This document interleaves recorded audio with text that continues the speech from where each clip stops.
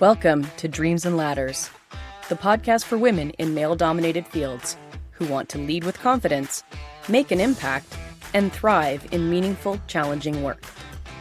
If you're ready to rise without burning out, excel as the leader you know you're meant to be, and stop feeling like you have to do it all alone, you're in the right place. It's your time to lead, thrive, and rise.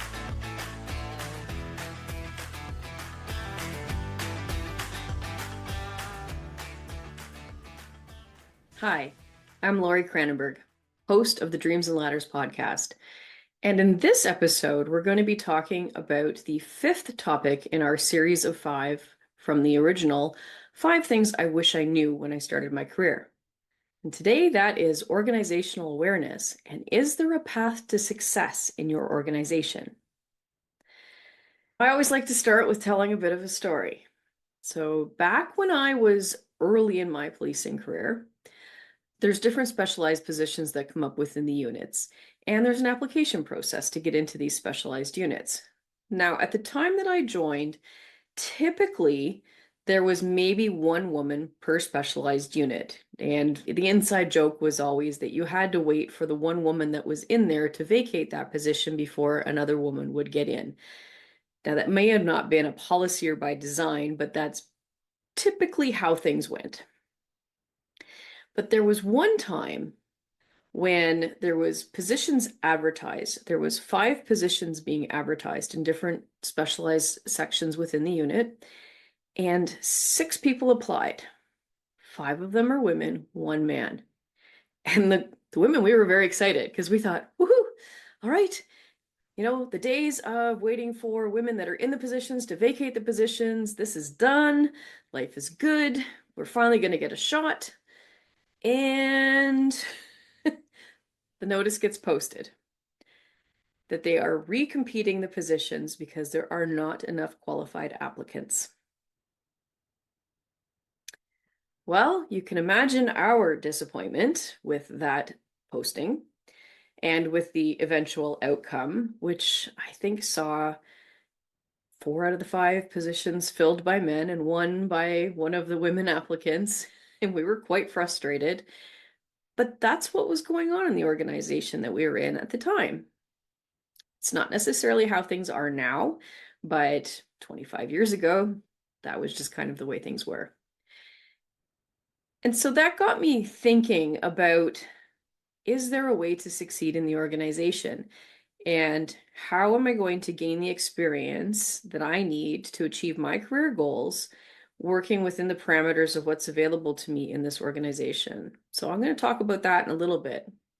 But first, I want to talk about what happens if you work in a small organization. It's not always about you, and it may not always be about gender. It might just be that the organization you work in doesn't have the opportunity for your growth. Maybe you took a position with a smaller company out of school because it was a great company to work for. It suited your needs. It was in a location that you enjoyed. Maybe there was someone you knew that recommended the spot. For whatever reason, maybe you are working in a smaller organization. And it could be that the opportunity to advance only exists when the person above you retires.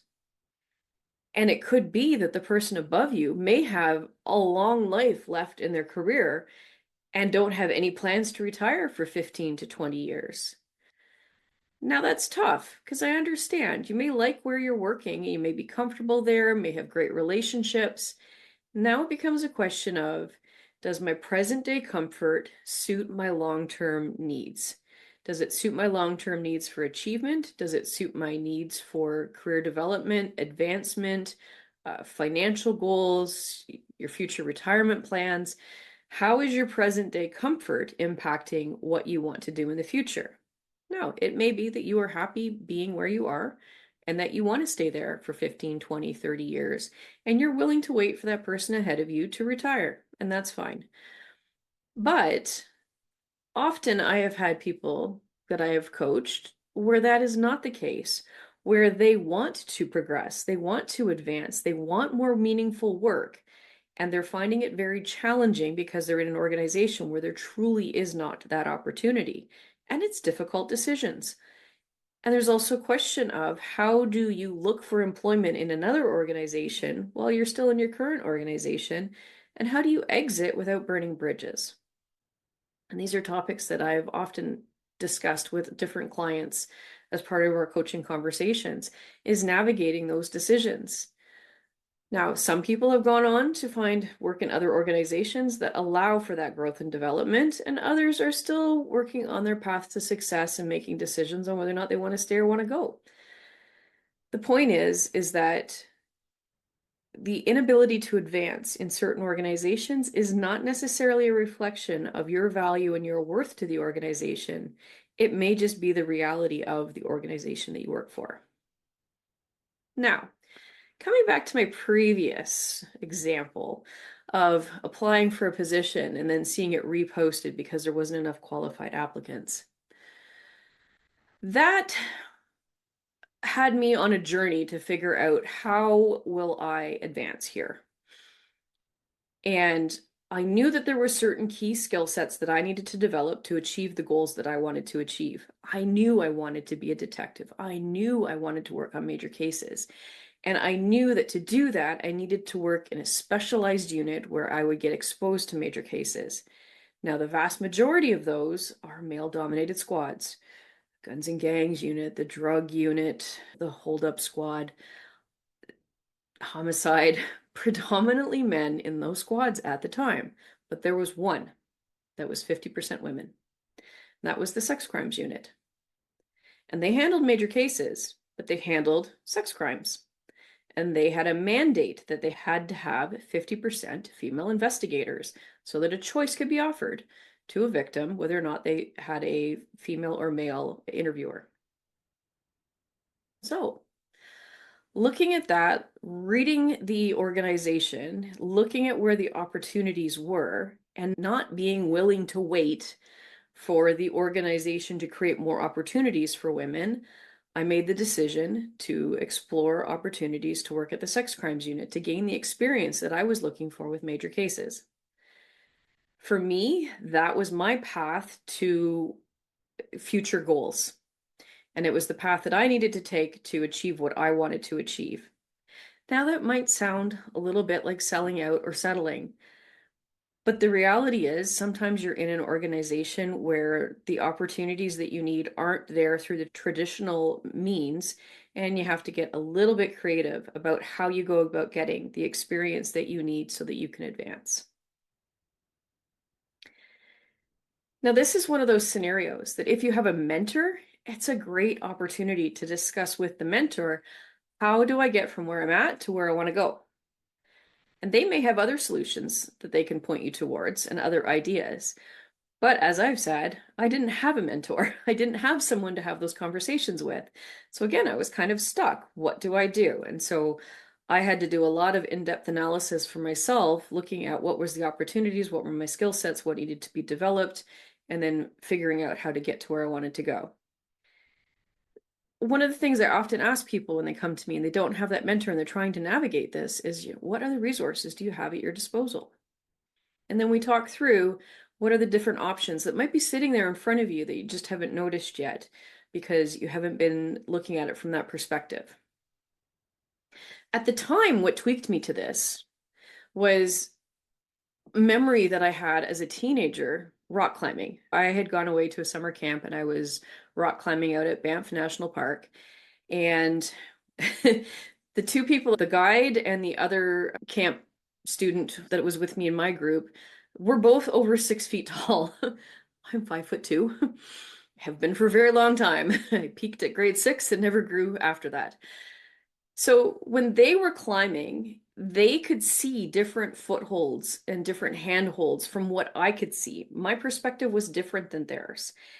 And I remember being stuck at one point on that mountain, and there was a big overhang. And I'm looking straight down, and it's quite a long ways down where I was because of this overhang and the way I needed to get over this rock. And it was the one moment in the climb where I felt like, whew, if this rope breaks, I'm done. And that was not a comfortable feeling. I kept saying, there's nowhere for me to go. There's nowhere for me to go. I can't see anything. Like, what's my next step? I can't see it. I can't see it. And the person ahead of me climbed back down a little bit, and they're like, if you can reach 2 more inches up to your left, there's a handhold. Well, I couldn't see it because of the curve of the rock, but they could see it. And when I reached as far as I could possibly reach, I was like, ah, there's what I'm looking for. There is my next step. And once I got that handhold, they directed me to another one for my right hand. And then I could see what was available to me in front of me for my feet to now start moving up. And I got off of that overhang and I got around that rock and continued with the climb and stopped thinking about what would happen if the rope broke.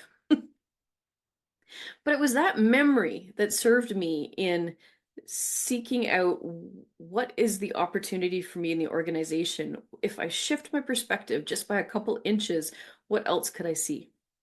And that's how I found the solution of going to the sex crimes unit. There's another area, just another scenario that can really get in your way when you're trying to advance, and that is toxic work environments. Now, toxic work environments, I think we can all agree, are just overall not a great experience. Nobody wants to be in one. And it's hard sometimes to figure out how to get out of them. I'm often struck by the images that you see sometimes on social media where they talk about overcoming challenges and doing hard things. And there'll be this tree growing out of a rock off the side of a cliff. And yes, the tree grew despite all the odds. But under what cost?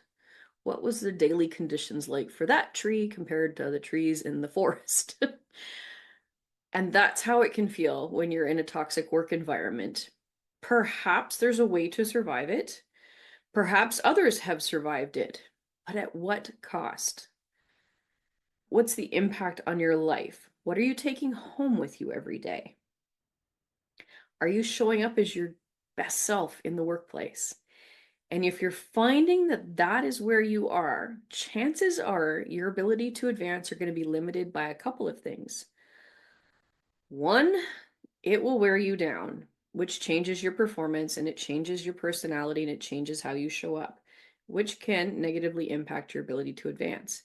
And two, the toxic work environment is probably a really good indicator that there are some entrenched biases in the workplace and there may not be the opportunity to advance anyway, even if you bring your best performance forward, even if you build all the resilience in the world to handle the toxicity, there's a good chance that those deeply entrenched biases will still prevent your advancement.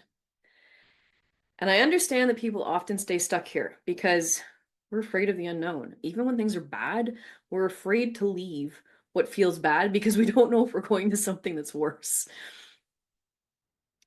I had that experience at one point in my career where I worked in a place that truly was toxic. I did not enjoy it. I didn't even realize how much over time I had dreaded going to work until I transferred into another unit. And then that day when I was going to work at the new unit, I felt light. I was excited. I was looking forward to going to work. I was like, wow, I totally lost sight of how much impact the one toxic environment was having on my life and on my happiness at work because it had just crept in over time. And I am so glad that I took the leap and made the change and chose not to be miserable. And it didn't hurt my career. In fact, it helped because I was happier at work. I was performing better again. I was willing to stay longer. I was willing to maybe go the extra mile on certain things. I had better relationships with coworkers and bosses. All around, it was just a better experience and a better way for me to highlight my abilities to perform and my potential to advance. You aren't married to your organization. You didn't sign a lifelong contract to be with them. And so if you find that it's wearing you down and you're not performing at your best and you're not seeing the opportunities to advance, then maybe it's time to have that tough conversation and explore, is it better to make a different choice? Now, I've given you a few things to consider here in this episode. I just want to recap and highlight them for you. But the first one is that it's not always about you. When you can't advance in an organization, it's not always about you. If it's a small organization, the opportunity just might not be there. The next one is sometimes the path to where you want to go in the organization is hidden. Sometimes you need to shift that perspective by just a couple inches to see where the next handhold is, to see what your next step is, to find that path that gets you the skills and the opportunities that you need to advance. And that requires a little bit of reflection.